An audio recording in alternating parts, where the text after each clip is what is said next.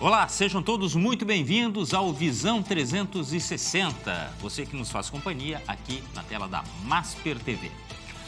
O Visão 360 é transmitido no canal 575 da Parabólica Digital Brasileira, TV aberta para todo o país, e canais 20 e 520 para os assinantes da Claronet no Rio Grande do Sul.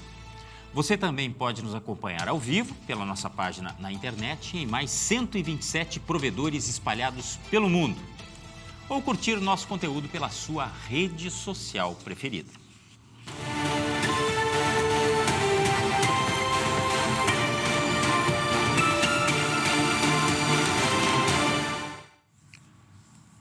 E o Visão 360 de hoje fala sobre os alertas da Federação das Indústrias do Estado do Rio Grande do Sul sobre os impactos do possível fim da escala 6x1 e das tarifas dos Estados Unidos na competitividade da indústria gaúcha em carta entregue ao vice-presidente Geraldo Alckmin.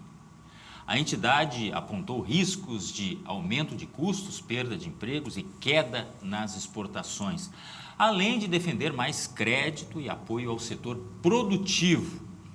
Como equilibrar direitos trabalhistas e competitividade? Aí, quando a gente fala do campo econômico, isso é muito importante. Quais os impactos para o Rio Grande do Sul? Bom, são muitos assuntos, muitas teses, porque vemos discussão ainda dentro do Congresso Nacional, temos um embate político também e temos um cenário lá nos Estados Unidos que a todo momento pode surgir novidades. Essa é a verdade. Estamos recebendo aqui ao vivo o Guilherme Escosiero, coordenador do Conselho de Relações do Trabalho da Fiergs. Guilherme, muito obrigado por sua presença aqui no Visão 360. Obrigado pelo convite. É um prazer poder estar aqui conversando contigo e com os teus telespectadores a respeito de um tema tão importante, tão delicado, né? Não só para a nossa economia, mas para o futuro da indústria e de todo o comércio e serviço no Brasil. Sim, porque falamos de bem-estar de um lado, isso é verdade, sim. O objetivo principal seria garantir melhor qualidade de vida para o trabalhador, mas tem a questão da conta. E a conta não vai ser muito cara? Eu não estou falando apenas do ponto de vista do empresariado, mas assim, dos salários que podem ser reduzidos de repente. E como contratar mais gente? Sim, qualidade de vida é importante, mas a contabilização de quem vai pagar isso está em jogo. Daqui a pouco a gente fala mais sobre o assunto, antes as informações do Momento 360.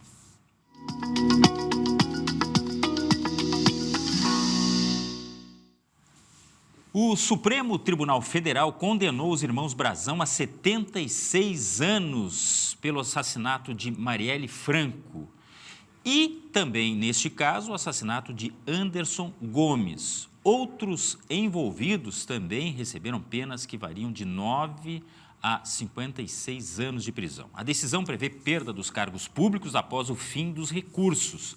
Os condenados deverão pagar 7 milhões de reais em indenizações às vítimas e familiares. Este que foi um dos julgamentos mais importantes da história do país. O Brasil já registrou 88 casos de Mpox em 2026, segundo o Ministério da Saúde. São Paulo concentra a maior parte das confirmações. A transmissão ocorre por contato próximo com pessoas ou objetos contaminados. A prevenção inclui isolamento, higiene nas mãos e evitar contato com infectados. E o Comitê para a Proteção dos Jornalistas registrou 129 jornalistas mortos em 2025, um recorde histórico. Mais de 80 destas mortes são atribuídas às forças de defesa de Israel. A maioria dos casos ocorreu em conflitos armados. O relatório aponta impunidade e aumento de ataques com drones contra equipes de imprensa. E isso é muito sério. Por quê? Porque tem inclusive aquele ditado: numa guerra, num conflito, a primeira morte é a da verdade, porque tenta-se conter todo e qualquer tipo de informação. Vamos ao intervalo, em seguida as projeções. O que pensa o setor econômico sobre a possibilidade do fim da escala 6x1 e as movimentações econômicas a partir de decisões que vêm dos Estados Unidos? O que isso implica na nossa economia? Já voltamos.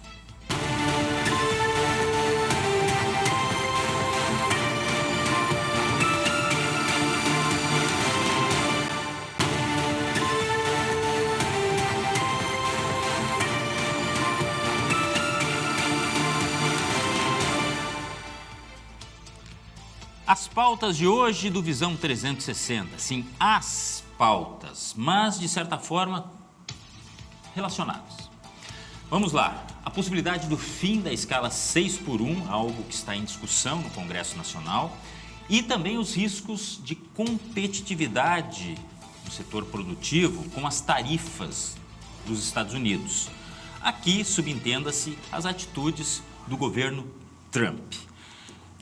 O nosso convidado de hoje é o Guilherme Escosiero, coordenador do Conselho de Relações do Trabalho da Federação das Indústrias do Estado do Rio Grande do Sul. Mais uma vez, muito obrigado por sua presença. E vamos começar, então, pela escala 6x1, que é algo que está muito latente. É uma discussão que está muito forte, até porque tem ingredientes políticos também muito fortes. Mas, do ponto de vista econômico, o que pensa a Fiergs a respeito deste assunto?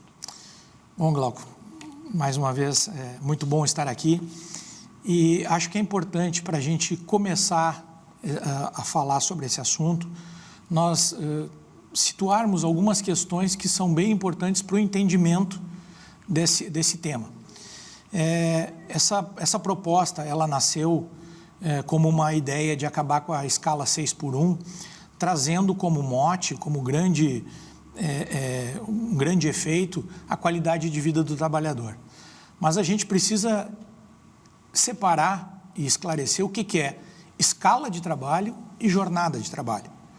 Porque no momento que fala, por exemplo, na escala 6x1, hoje a escala 6x1 ela está associada, por exemplo, a uma jornada de trabalho de 44 horas. Tá? Então, nós temos aí 7 horas e 20 trabalhada por dia de jornada. São 44 horas. Se eu trabalhar 40 horas, por exemplo, proibir a escala 6x1, por exemplo, eu vou trabalhar 5 dias e descansar 2. Então, meu trabalho ele passa de 7 horas e 20 para 8 horas,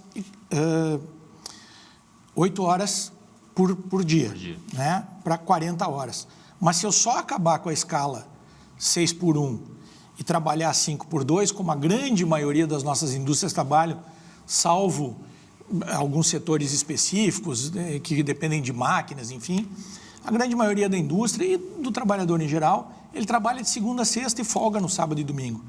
E ele divide essa jornada de 44 horas em 5 dias de 8 horas e 48 minutos. Isso totaliza 44 horas. Se mudar para 40 horas, o ganho dele vai ser de 48 minutos por dia. Nós falando na jornada 5x2, na escala 5x2, uma jornada de 44 horas. E aí houve, então, uma mistura. Eu acho até que, de uma certa maneira, um apelo, né? Vamos dizer assim, isso foi muito uma questão de marketing, de trazer uma questão de 6x1, né? Como aqui, se isso fosse a grande maioria dos trabalhadores no Brasil, para mascarar, na verdade, uma intenção de reduzir a jornada de trabalho. Então, a gente tem realmente uma preocupação muito grande nisso, porque tenta-se vender, vamos dizer assim, a história da felicidade. Né? Vamos dizer assim, se vende a felicidade, mas é como você falou antes, de onde é que vem, quem é que paga a conta disso? No primeiro momento, quem paga a conta disso é o setor econômico, seja ele da indústria, do serviço, do comércio, porque ele perde horas de trabalho. E isso não é novidade para ninguém. Né? Então, se ele tem menos horas disponíveis, é natural que o custo da hora dele aumente. É matemática. É matemática. Isso, matemática, independe de ideologia. Dizem que os números A matemática ela independe de ideologia, de posição política, enfim, de qualquer coisa. Não, matemática é matemática. E aí nós temos uma condição imediata de aumento de custo. Quem defende essa proposta argumenta que isso se compensa na produtividade, né? Através da produtividade, ou seja, aquele empregado trabalhando menos horas, ele vai produzir mais. Nós que somos do setor econômico, a gente não encontra isso dessa maneira, não enxerga isso dessa maneira. Mas não encontra pelos estudos que já foram feitos, pelos índices que estão aí historicamente expostos? Por estudos, por acompanhamentos, por índices, como você falou, pelo histórico, né? O Brasil, ele cresce praticamente uma taxa ínfima, né? O PIB brasileiro, ele cresce uma taxa ínfima. O Brasil hoje ocupa, em termos de produtividade global, o 100º lugar. Então, assim, nós estamos muito abaixo de vários países na questão produtividade. Um trabalhador nos Estados Unidos, ele produz 4 vezes mais do que um trabalhador na indústria brasileira. Mas isso, desculpa mais uma vez, mas só para não deixar, claro, como eu lhe falei antes, vamos pegar o gancho. Não quer dizer que isso tenha relação direta com a própria tecnologia, os meios de produção, porque lá, por exemplo, tendo uma indústria, vamos ficar na indústria, já que estamos falando com alguém da Fiergs, há um preparo muito maior e isso se reflete nos números, não? Sim, a tecnologia é um caminho muito importante para aumentar a produtividade, sem dúvida, e o Brasil só consegue hoje se manter de uma certa maneira assim, a muito custo, vamos dizer assim, porque se investe bastante em tecnologia, em modernização. As nossas indústrias têm procurado fazer um trabalho, né, para que a gente consiga atingir um mercado, como você falou antes, que também é parte dessa pauta, por exemplo, de exportações. Porque um país só cresce quando ele consegue trazer para dentro dele recursos que venham de fora, porque senão internamente ele só gira o mesmo dinheiro, vamos dizer assim, para ficar fácil para o telespectador entender. Então, nós precisamos conquistar mercados fora, né? E a gente tem feito isso com muita capacidade, com muita qualidade, por exemplo, no agro. Mas nós precisamos fazer também isso em setores que agreguem valor a produto, em setores que empreguem muita mão de obra, como a indústria. E a gente tem uma dificuldade nesse aspecto. Porque você falou, por exemplo, a partir do momento em que se tarifa, que há uma tarifação, como foi agora há pouco tempo colocada contra os produtos brasileiros, enfim, pelos Estados Unidos, a gente fica com uma dificuldade muito grande de conseguir exportar, porque o produto fica muito mais caro. E hoje, né, da maneira como o mercado está globalizado, o comprador ele não quer saber se o teu produto, é porque é do Brasil, eu vou pagar mais caro, 50% mais caro. Ele vai buscar o que é mais barato. Né? Claro, vamos tecer aqui só um parâmetro em termos de qualidade, não estamos baixando qualidade, nós estamos falando no mesmo patamar. Isso acontece aqui. E quando a gente aumenta, por exemplo, o custo da mão de obra, esse custo ele precisa ser repassado ao valor do produto. E aí eu vou colocar no produto, no mercado, um produto mais caro, que o mercado vai olhar para isso e vai dizer o seguinte: bom, se aumentaram todos os produtos semelhantes, isso gera inflação. Se foi só o meu, eu paro de vender. Se foram todos por conta, por exemplo, de um aumento no custo da mão de obra, isso produz inflação no mercado. E aí eu digo o seguinte: onde é que está o ganho relativo ao que o trabalhador conquistou nessa mudança da mão de obra? E como é que nós vamos colocar isso para fora do Brasil? Então, essa mudança, e eu não estou aqui dizendo que ela não é possível, até porque no Brasil é permitida a redução de jornada com redução de salário, a redução de jornada sem redução de salário, o ajuste da escala de trabalho, tudo isso através de um mecanismo chamado negociação coletiva, que é a negociação feita entre o Sindicato dos Trabalhadores e a empresa, ou entre o Sindicato dos Trabalhadores e o Sindicato da categoria econômica que representa aquelas empresas. E por que isso é importante? Porque se eu for conversar contigo a respeito de uma questão sua, própria, você tem propriedade para me dizer o que te serve e o que te não serve. Agora, se eu falar contigo a respeito de uma condição genérica que nós vamos aplicar para toda uma população de Porto Alegre, ela não está necessariamente retratando essa tua condição. Ela retrata uma condição média. Sem dúvida. E aí a gente sabe que no médio tem gente que tem mais condições e tem gente que tem menos condições. Então, quem tem mais condições se adapta, quem tem menos condições cai fora do mercado. Pois os números, como a gente falou antes, eles são absolutos, né? Muitas pessoas dizem, mas eles falam muito, mas não tudo. O fato é que os números divulgados pela Confederação Nacional das Indústrias dão conta de que o custo operacional, o aumento do custo operacional por ano no Brasil das indústrias, por exemplo, pode ser de quase 270 bilhões de reais. O custo do trabalho, ele pode aumentar de 1 a 7,8%. Apenas assim, a título de... Tem números que são difíceis, inclusive, de mensurar. E 30 milhões de brasileiros, mais ou menos, viveriam com uma escala... Hoje, a realidade deles seria uma escala 6x1. Na sua opinião, é um assunto eleitoreiro? Eu penso que sim, a partir do momento em que ele é colocado. Nós temos realmente uma eleição muito importante, até por tudo que se vem discutindo desde a última eleição. A última eleição parece que ainda não acabou, né? A gente vive um cenário eleitoral todos os dias. E aí esse assunto, inclusive da maneira como eu citei que ele foi colocado, ele traz uma certa preocupação pelo seguinte, porque a pergunta que é feita, ela foi feita da seguinte forma: tu quer trabalhar menos e ganhar a mesma coisa? Quem é que vai responder que não? Eu fiquei pensando. Eu não ia dizer isso aí, mas... Mas assim, tu quer trabalhar menos e ganhar a mesma coisa? Óbvio. Óbvio, é natural do ser humano.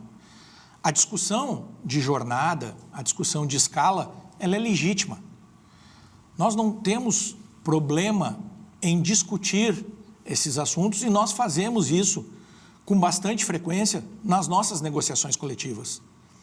Existem categorias que há muitos anos discutem jornada e escala de trabalho. Por exemplo, um exemplo aqui que eu vou dar que é fora da indústria. A legislação, a Constituição brasileira diz que a jornada é de 44 horas por semana, limitada a 8 horas por dia. A convenção coletiva dos enfermeiros, por exemplo, dos trabalhadores na saúde, ela autoriza uma escala de 12 horas por trabalho por 36 de folga. Por quê? Porque é uma necessidade específica do setor de saúde. Você não pode imaginar que, de repente, tem alguém lá no meio da madrugada, ele sai e deixa de atender. Enfim, nós temos N exemplos, nós temos categorias na área de segurança. Então, existem mecanismos e já existe maturidade para se discutir isso no Brasil, e já se discute isso há muito tempo no Brasil. E por que eu acho que ela é eleitoreira? Porque ela veio com uma pergunta capciosa, de você quer trabalhar menos e ganhar a mesma coisa, né? Desconsiderando toda essa questão da negociação coletiva que já se faz. Por quê? Porque se eu colocar isso, por exemplo, através da Câmara de Deputados, que são 513 deputados e mais os 80 e poucos senadores, eu não preciso negociar categoria por categoria. Eu faço isso de cima para baixo. Só que o problema de eu fazer isso de cima para baixo é que, como eu disse, eu não consigo pegar o cenário de cada um e eu tenho que trabalhar na média. Os setores, eles vão se ajustar. Nós vamos ver inflação e, com o passar do tempo, nós vamos ver uma rotatividade dos próprios empregados. Porque, em determinado momento, você vai contratar novas pessoas, porque a lei, como ela está vindo, ela diz o seguinte: não pode haver redução de trabalho. Sim, mas depois que o funcionário ele perde o emprego, ele vai estar sujeito a um novo contrato de trabalho. É muito provável que esse contrato de trabalho reflita a condição econômica e não uma questão da lei em função da irredutibilidade do salário. Quando a gente... Sim, quer dizer, um novo contrato começa do zero, eu vou pagar aquilo que eu puder pagar. E aí pode ser menos que antes. É uma questão de mercado. Quando nós tivemos, por exemplo, aqui há anos atrás, aquele boom em Rio Grande, com todo o sistema de construção daquelas plataformas e tal, na categoria dos metalúrgicos, os técnicos dessa área eram disputados a valores que nós não temos, assim, nunca se imaginou. Mas o que havia? Havia uma demanda, havia uma menor quantidade de empregados e o mercado regulava, levando os valores para cima. Então, você procurava um soldador, um caldeireiro, você trazia de vários lugares do mundo pagando valores extremamente atraentes, né? Hoje, se você for procurar um soldador ou um caldeireiro lá em Rio Grande, quando não tem mais a demanda, essa situação mudou completamente. Então, isso é um movimento natural do mercado. Há uma acomodação, porque as pessoas não entendem, por exemplo, que a indústria não é a indústria que determina o preço do seu produto. Quem determina o preço do seu produto é o mercado que compra aquele produto. Então, não adianta eu entregar, não adianta eu querer fazer na minha empresa, enfim, uma série de concessões e benefícios e pagamentos de salário e reais, passar isso para o preço do meu produto, colocar na prateleira, porque o meu produto vai ficar parado. O próprio empregado que trabalha naquela empresa vai buscar um produto mais barato, porque é natural do ser humano.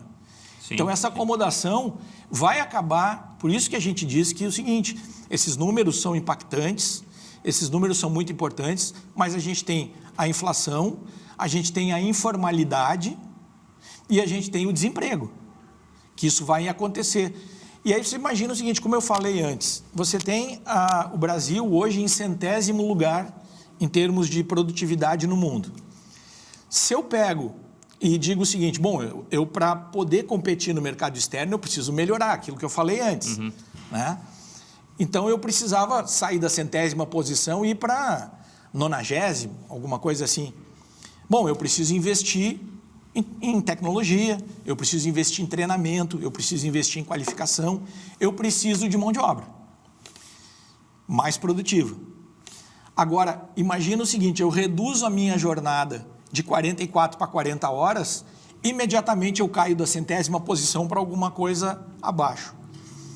Aí eu preciso investir, preciso qualificar, preciso trabalhar para voltar a ser o 100º. Ou seja, eu não saio do lugar. Entendi. Esse é o grande problema. É um descompasso entre a teoria e a prática. Mas, assim, os números, eles conseguem traduzir pelo menos parte da preocupação, né? Outro que é bem importante, segundo a ABMAC, Associação Brasileira de Indústrias de Máquinas, né? Um impacto no PIB, Produto Interno Bruto brasileiro, pode ser de 11%. Gente, 11% sobre o total do PIB é muita coisa, E o senhor falou do setor da saúde, né? Hospitais falam em necessidade de contratação de cerca de 10%, porque isso afeta diretamente um serviço essencial e, como o senhor falou agora, que tem regras muito próprias, em que um enfermeiro, por exemplo, trabalha 12 horas e folga 36, porque são turnos estendidos. Eles calculam cerca de 10% a mais em mas tem que pagar esses 10%. É muito dinheiro envolvido, é muita coisa. E há agora a discussão política, porque a relatoria foi entregue a um deputado do União Brasil, que já se manifestou, o partido, que não é favorável. Então, há um embate político. Vocês têm a esperança de que não seja aprovado isso? Só para pegar o gancho da tua pergunta também, essa questão, por exemplo, é um outro problema grave que a gente identifica, que justamente hoje é a falta de profissionais qualificados. A grande maioria, para não dizer a totalidade das indústrias, tem vagas abertas para contratar mais empregados. O setor de saúde, enfim, todos os setores, de uma maneira geral, estão enfrentando isso. Hoje, nós não temos pessoas suficientes para preencher as vagas. Então, você imagina se ainda aumentar o número de vagas. Se não fosse, imagine que não tivesse o problema custo. Nós teríamos o problema disponibilidade, né? Então, de uma maneira assim, bastante objetiva, nós também realmente estamos, não é nem torcendo que ele não seja aprovado, né? É que nós estamos torcendo para que haja uma discussão responsável, né, sobre esse assunto e que ele venha a ser apresentado num momento apropriado. Não numa véspera eleitoral. É que a grande questão é que é quase que, né, corrente essa opinião de que, se for para plenário, vai ser aprovado. Porque é ano eleitoral e os parlamentares não vão querer dar um tiro no próprio pé. Porque foi aquilo que eu te falei, a pergunta foi feita de uma maneira muito capciosa. Na verdade, está se vendendo um sonho. E aí eu vou voltar onde eu estava antes ali, para dizer o seguinte: você imagina que a diferença na jornada, por exemplo, de quem trabalha 5x2, reduzindo de 44 para 40 horas, vamos pegar aqui o caso da indústria. Uhum. Eu não estou nem falando em escala 6x1, estou falando em reduzir de 44 para 40 horas. Nós vamos trabalhar menos 48 minutos por dia na indústria, tá? E aí a minha pergunta é a seguinte: 48 minutos por dia, dá para mudar a vida de alguém? Porque tem muito se falado, e veja bem, eu não tiro o mérito disso. Eu quero passar mais tempo com meu filho, eu quero estudar, eu quero praticar algum esporte, eu quero, enfim, fazer uma série de coisas. Eu preciso de mais tempo. Mas são esses 48 minutos que vão resolver esse problema? Eu acho que não. Eu acho que esses 48 minutos, da maneira como ele está sendo feito, de cima para baixo, através de uma mudança na Constituição, e veja o problema que nós temos a partir do momento em que eu ingesso isso na Constituição. Sim, porque lembrando, é um projeto de emenda constitucional. Para poder mudar isso, tem que ser uma emenda constitucional. Uhum. Então, assim, é um projeto de emenda constitucional. Aí eu vou colocar isso na Constituição e aí eu fico realmente bastante engessado. E a gente vê hoje uma série de questões que, por exemplo, a Constituição determina, né, em termos de qualidade de vida e tal, e simplesmente não diz quem é que provê isso. Sim, todo mundo tem direito à saúde. Existem educação. Muitos direitos, mas não se diz de onde que vem o recurso para isso. A gente sabe, o recurso é um só. É o caixa do governo através dos impostos que nós pagamos. Mas a gente vê que isso não está chegando. Então, nós temos um problema de falta de mão de obra. Então, nós não conseguimos suprir essa mão de obra. Então, nós vamos ter mais problema. Porque a conta é simples. Assim, para a gente facilitar aqui, imagina que uma empresa produz 10 peças por hora. Tá? Então, ao fim de um dia com 10 horas, com 8 horas e 48 minutos, ela vai produzir 84 peças. Se ela trabalhar só 8 horas, ela vai produzir 80. Essas 4 peças não adiantam. Elas não vêm porque a Constituição mandou. Eu preciso tirar isso de alguma maneira, através de mudança de processo, através o próprio empregado precisa trabalhar mais naquele mesmo tempo. E a gente está vendo uma reclamação muito grande de excesso de pressão. O que se conta hoje, o que se diz hoje, é que há muita pressão por objetivos, por metas. Agora, e aí o pessoal me diz o seguinte: não, mas eles vão trabalhar mais em menos tempo. Não, então eu tenho que aumentar a pressão.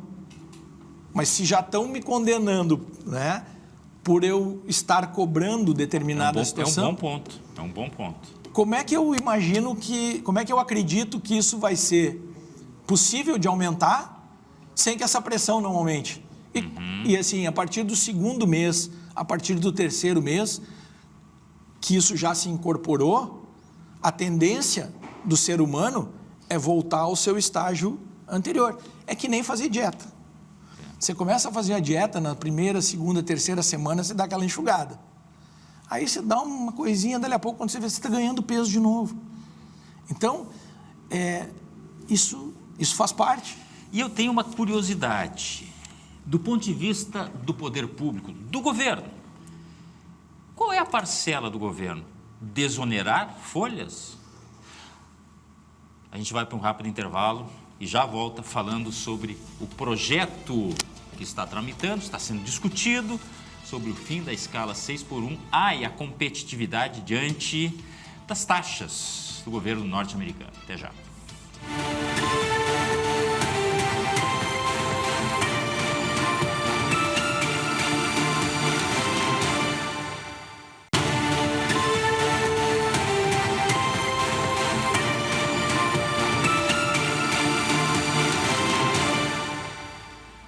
Visão 360 de volta. Hoje o nosso assunto é o projeto que está tramitando, que está sendo discutido no Congresso Nacional sobre o fim da escala 6x1. E também, a reboque, a gente quer falar da questão da competitividade dos nossos produtos a partir das taxações do governo norte-americano. Teve mudança no meio do caminho, a Corte norte-americana alterou as regras do jogo, digamos assim, mas em seguida falamos mais deste assunto.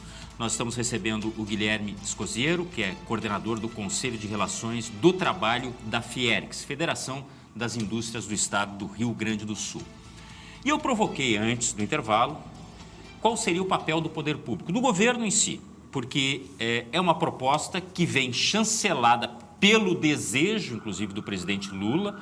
É uma coisa lá antiga já, inclusive, que agora entrou na pauta propriamente dita, mas já é um desejo antigo do presidente diminuir essa quantidade de tempo de trabalho.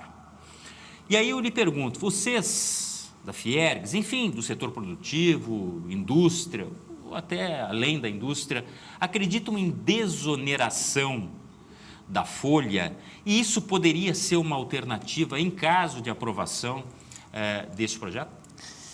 Bom, Glauco, já foi, isso vem sendo discutido, né?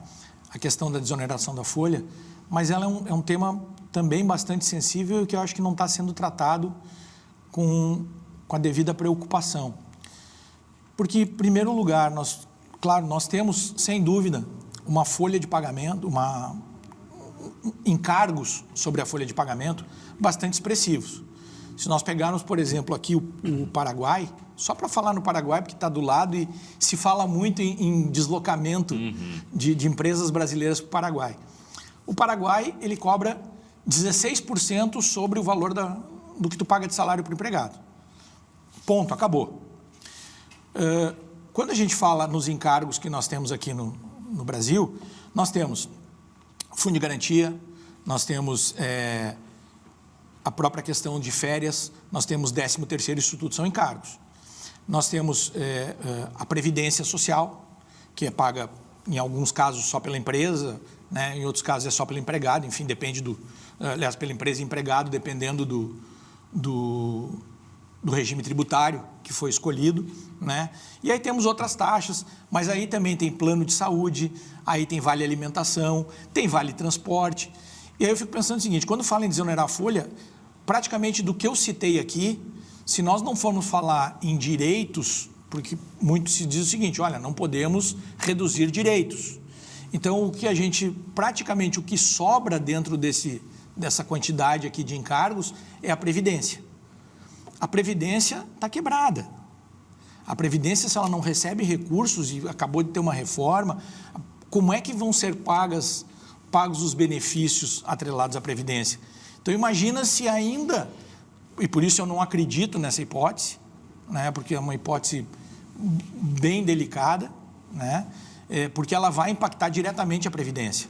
Ou nós vamos mexer em outras questões que eu acho que também podem ser discutidas, como 13º, férias, enfim.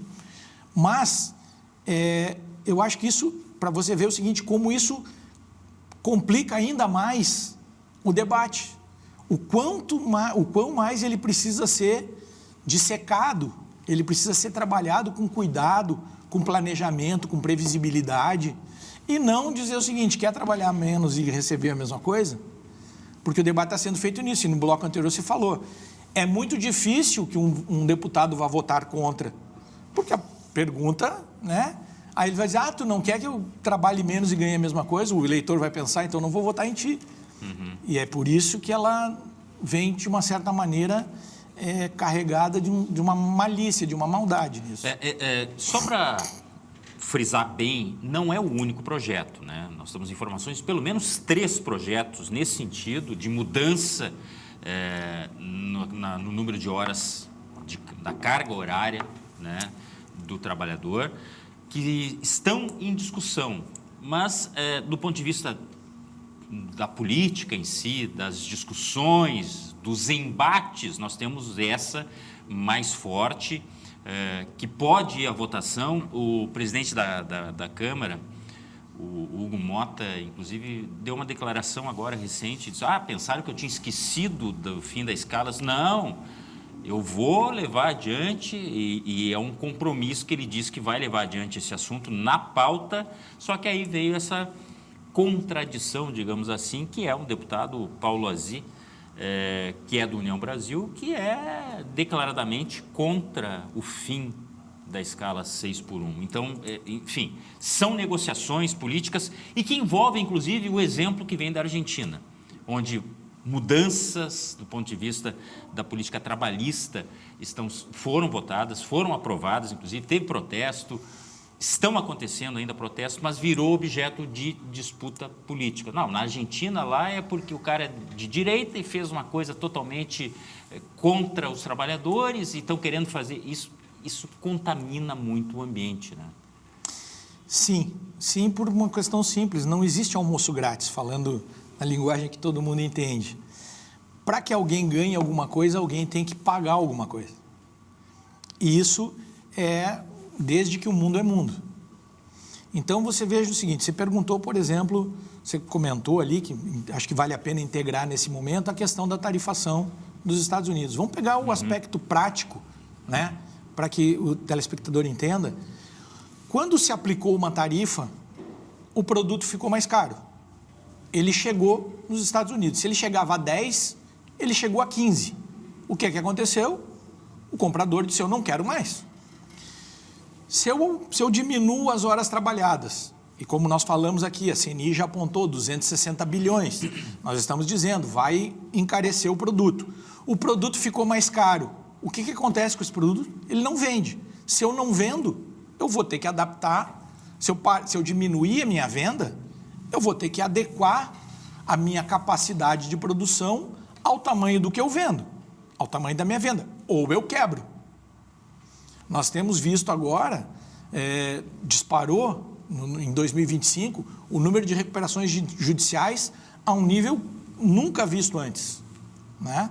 Então, nós temos realmente um problema muito sério em relação a isso, que não está sendo corretamente divulgado. Aliás, não está sendo divulgado. O que se diz é o seguinte, não, e o próprio Hugo Mota, o presidente Hugo Mota, disse assim, não, porque o Brasil, está na hora de discutir isso por conta de que o Brasil já incorporou muitas tecnologias e tal. É o que eu disse antes, a gente está incorporando tecnologia para se manter em 100º lugar. Se nós não diminuirmos o custo do nosso produto, a gente não vende. Se a gente não vende, não vem dinheiro. Se não vem dinheiro, eu não tenho o que distribuir. É uma equação relativamente simples. Não precisa criar cenários, mil cenários para isso.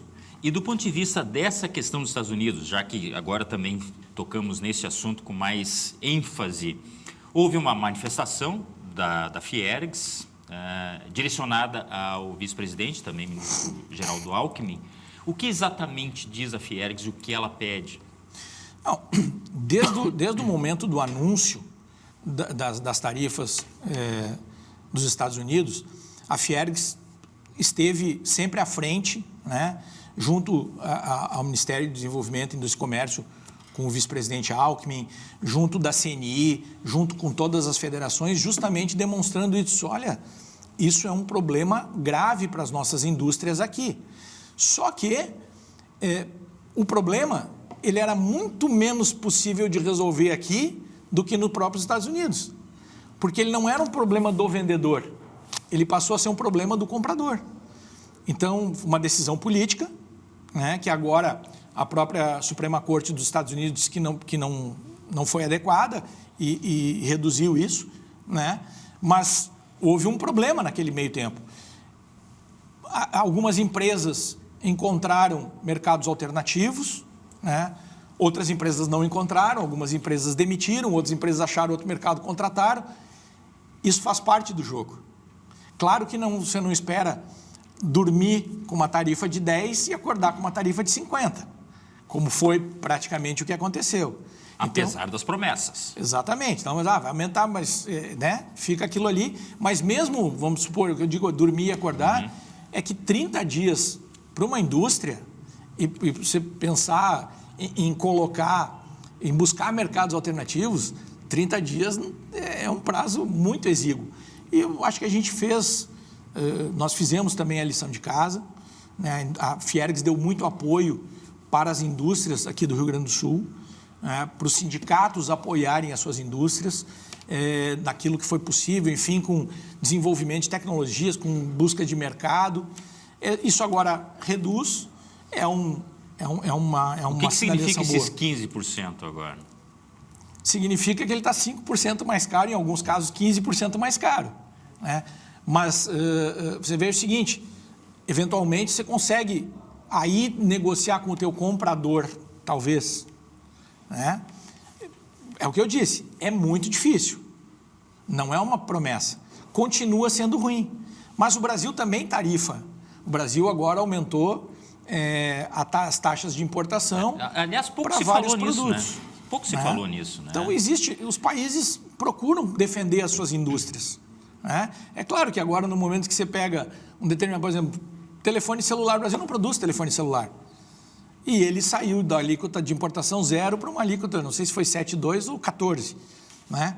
Então, você imagina que quem está vendendo celular lá para o Brasil, de lá para cá, vai dizer o seguinte, olha, né, está mais caro. Aí o Brasil tem duas escolhas, o consumidor brasileiro. Ele acha, ele começa, de repente, pode ser que algum empreendedor queira produzir telefone aqui no Brasil, mas aí você vê o seguinte, não, para aí, vai diminuir a jornada de trabalho. O Brasil aumentou a carga tributária para proteger a indústria, mas ele, ao mesmo tempo, afasta quem poderia ter a intenção de produzir aqui por conta de uma elevação de tarifa. Por quê? Porque ele encarece a mão de obra. A mão de obra no Brasil ela é muito mais cara que em outros lugares por tudo aquilo que eu já falei aqui. Então, você veja que é uma balança e você tem que cuidar para não desequilibrar isso. Né? Então, seria muito bom que a gente pudesse ter muito mais indústrias aqui dentro, porque a gente precisa, quem desenvolve, né, a indústria faz parte desse desenvolvimento do setor econômico, é ela que transforma. Em outras palavras, ou resumindo em uma palavra, competitividade. Exatamente. Né? Isso limita muito, Exatamente. de maneira absurda, a competitividade nossa. Né? E há muito que o Brasil deixou de ser competitivo. É só você ver o que hoje, por exemplo, é a nossa balança comercial, o que entra de produto acabado da China, por exemplo, aqui dentro, contra o que nós produzimos. Então, tem muitas indústrias que deixaram de produzir, né, e hoje perderam esse espaço para o produto chinês, por exemplo. Mas não só para o chinês. Nós perdemos para o produto que vem da Ásia, de uma maneira geral, da China, da Malásia, nós perdemos para a Índia.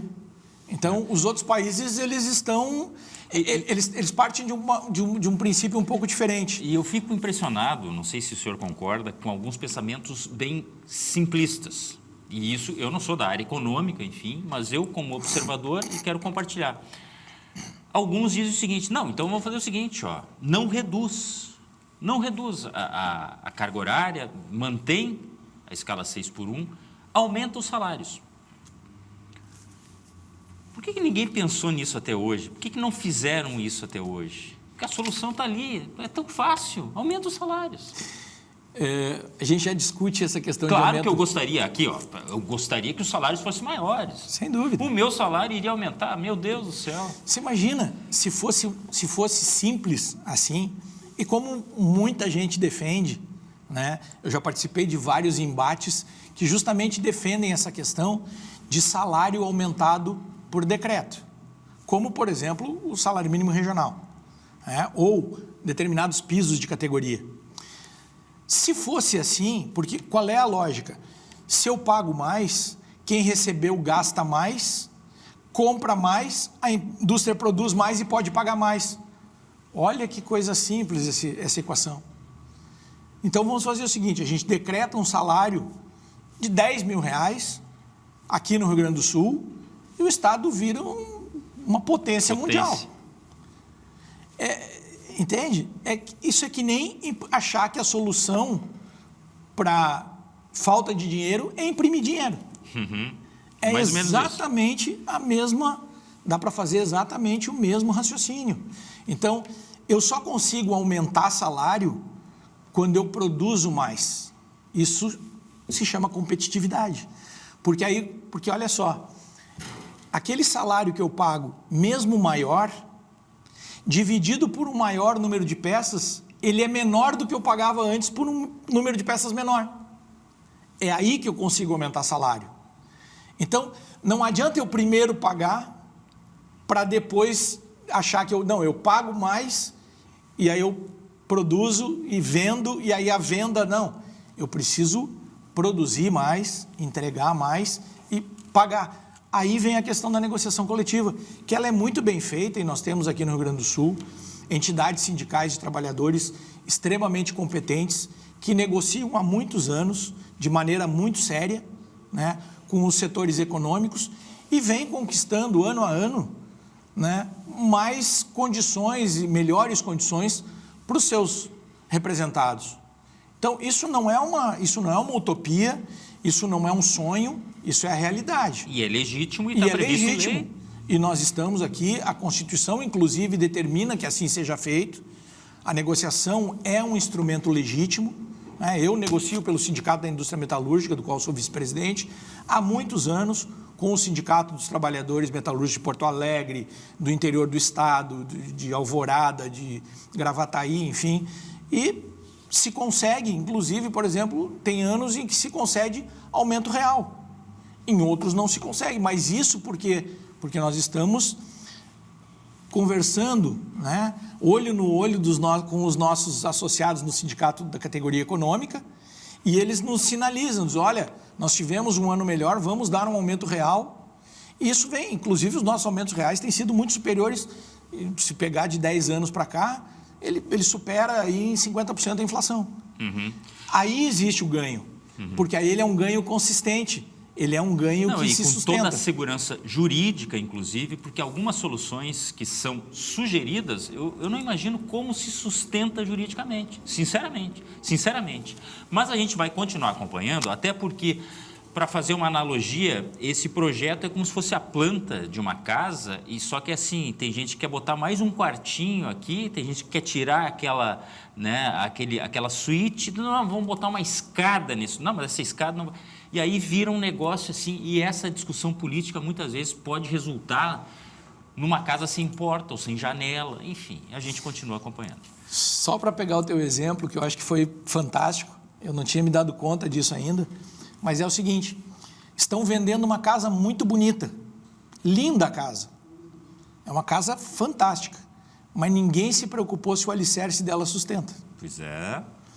Não fizeram um cálculo estrutural da fundação, não sabe se ela tem viga suficiente, se a viga que tem ali... Na verdade, estão dizendo assim, estão propondo uma reforma na casa e não estão olhando se a fundação da casa tem capacidade de sustentar a casa ou se parte da casa vai ruir. Eu aposto que parte dessa casa vai cair, infelizmente.